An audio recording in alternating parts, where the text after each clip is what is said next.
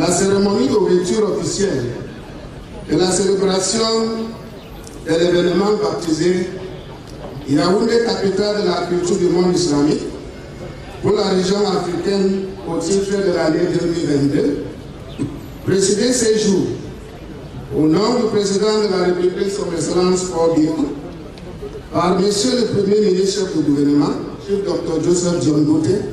أعوذ بالله من الشيطان الرجيم. يا أيها الذين آمنوا اتقوا الله حق تقاته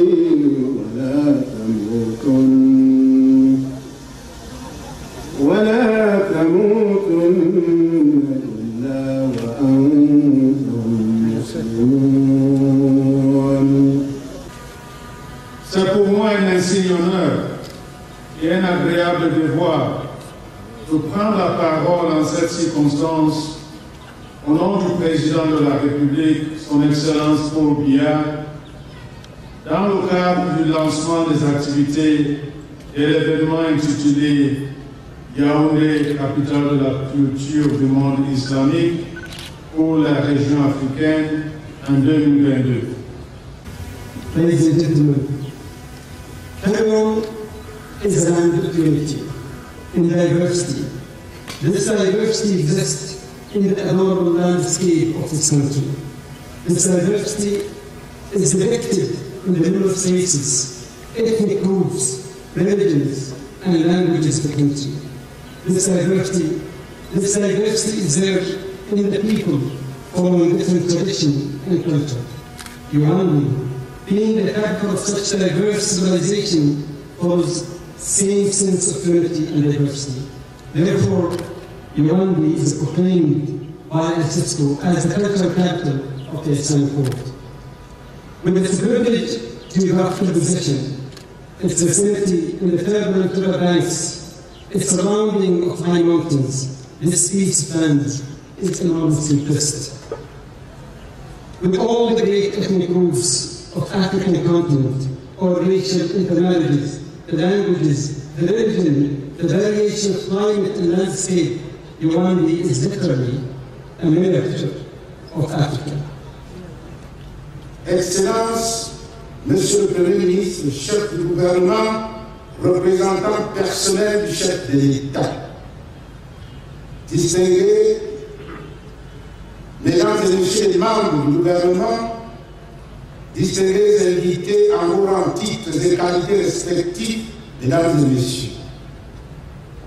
Cette manifestation culturelle constitue une occasion pour magnifier l'effort incommensurable du président de la République du Cameroun, son Excellence M.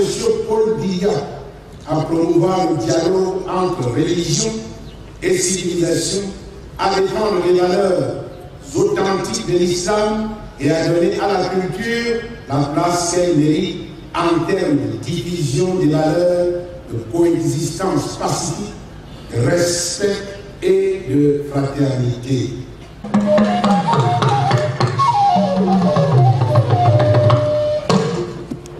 Bienvenue chez moi.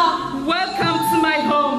Bienvenue à Yaoundé. Welcome to Yaoundé. Capitale de la culture dans le monde islamique. The capital of culture in the Islamic world. Région africaine 2022. In the African region 2022. Assalamu alaikum. Assalamu alaikum.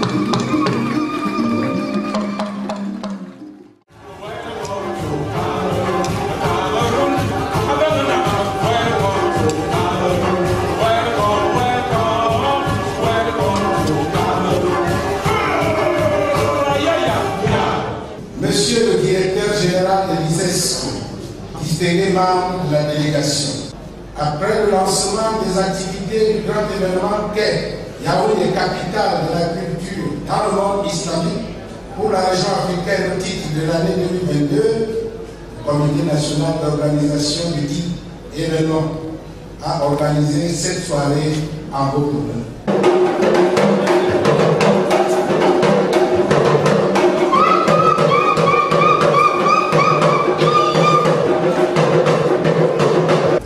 s'agit de vous faire découvrir quelques éléments de la culture camerounaise riche de la vie.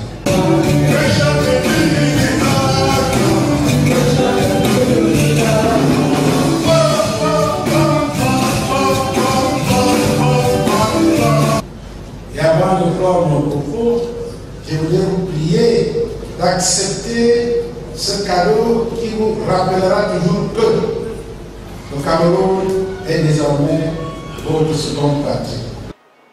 C'est un honneur pour moi, doublé d'un agréable plaisir, de prendre la parole au nom de Monsieur le ministre des Arts et de la Culture, à l'occasion de la tenue ce jour de la conférence sur le comportement citoyen dans un état de droit selon l'islam, qui s'inscrit dans le cadre des activités de la célébration de Yaoundé, capitale de la culture dans le monde islamique. Ce qui démarque la créature, c'est son comportement. La créature qui est dépourvue de comportement n'est pas une créature au sens propre du terme. On pourrait peut-être ranger cette créature dans le registre des êtres inanimés ou bien dans le registre de l'animalité. Finalement, ce qui distingue l'être humain, c'est son comportement. Et l'islam a axé tout son message, je dis bien l'essentiel de son message sur le comportement.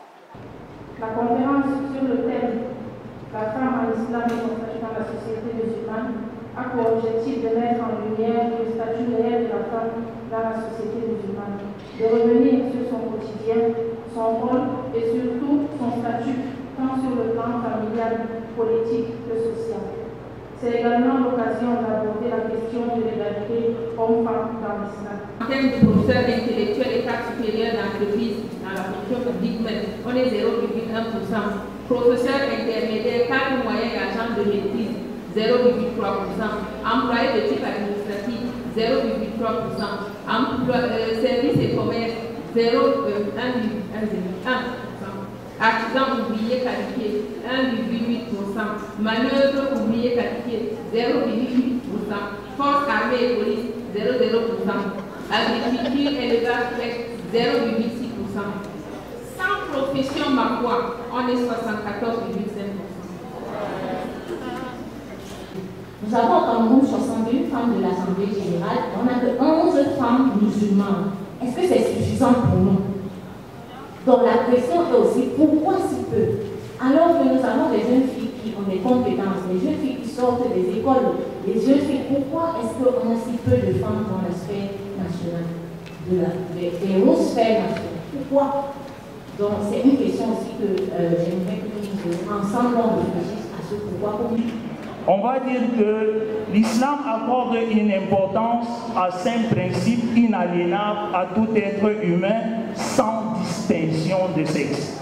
J'entends par là la protection de la religion, la protection de l'âme, la protection de la pensée morale, la protection de l'honneur et la protection de biens.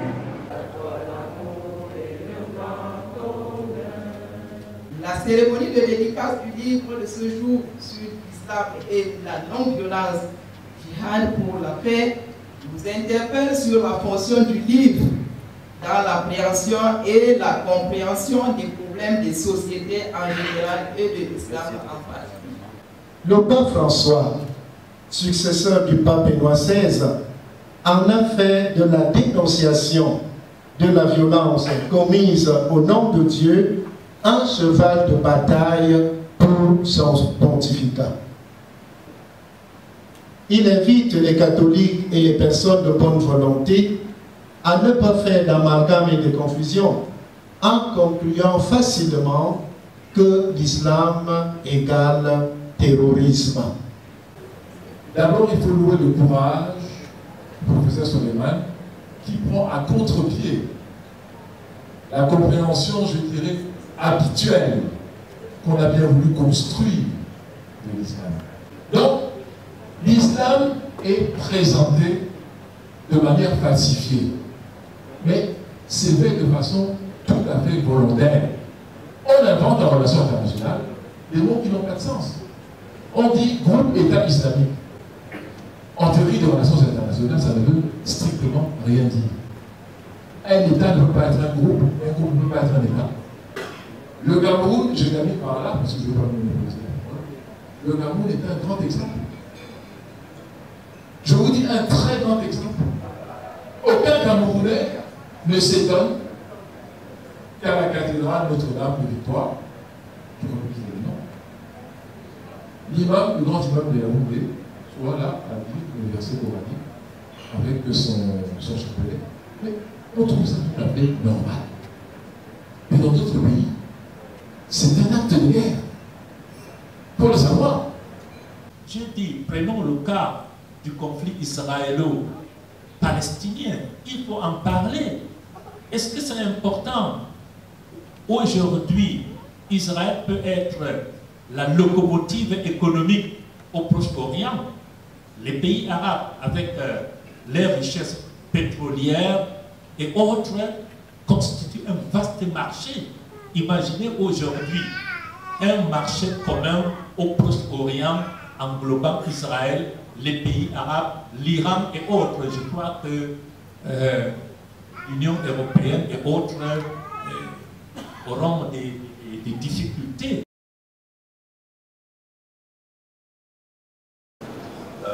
Cher Suleiman, chers invités, c'est avec un grand plaisir, un réel plaisir que je prends la parole devant vous pour exprimer, pour introduire cette séance, ce débat entre les ulémas parlant, n'est-ce pas, de la finance islamique.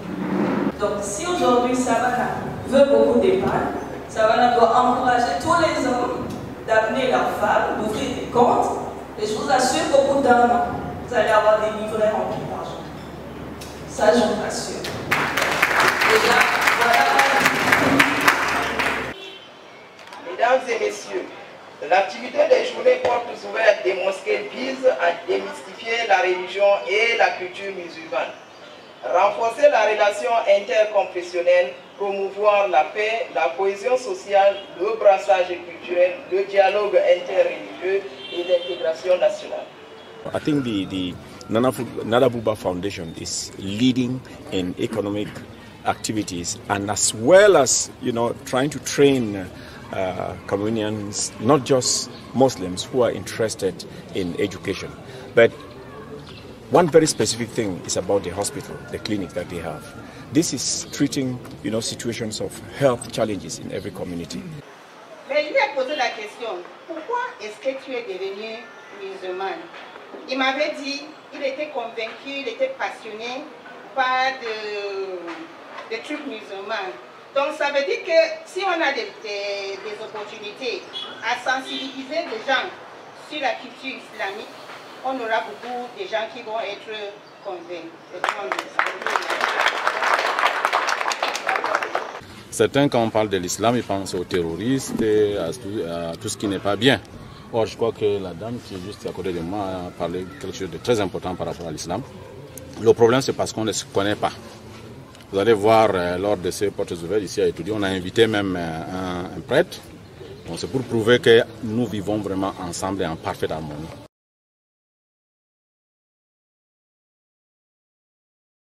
World Assembly of Muslim Youth. La jeunesse commence à l'enfance. Si on ne s'occupe pas de l'enfant, on ne s'occuperait pas de la jeunesse. Une organisation qui a pour sort et servir la jeunesse. Bien sûr, on va au-delà de cette jeunesse. On fait l'assistance humanitaire. Quand il y a des catastrophes, on porte le secours. Quand il y a des réfugiés, on porte du secours. Mais notre mission fondamentale est de s'occuper de la jeunesse. Et voilà pourquoi on a des orphelins. Certains de nos orphelins, tenez-vous bien, aujourd'hui sont des médecins. D'autres sont des ingénieurs. D'autres sont dans des universités. Donc on les a accompagnés pendant 22 ans. Vous ne pouvez prendre l'orphelin pendant 22 ans, il reste toujours petit aujourd'hui. Sur le lieu de souligner que Yaoundé renvoie une image fidèle et caractéristique et à tout qui regorge le Cameroun, considéré comme un patrimoine humain et mondial, qui brasse les divers aspects de l'authenticité et de modernité.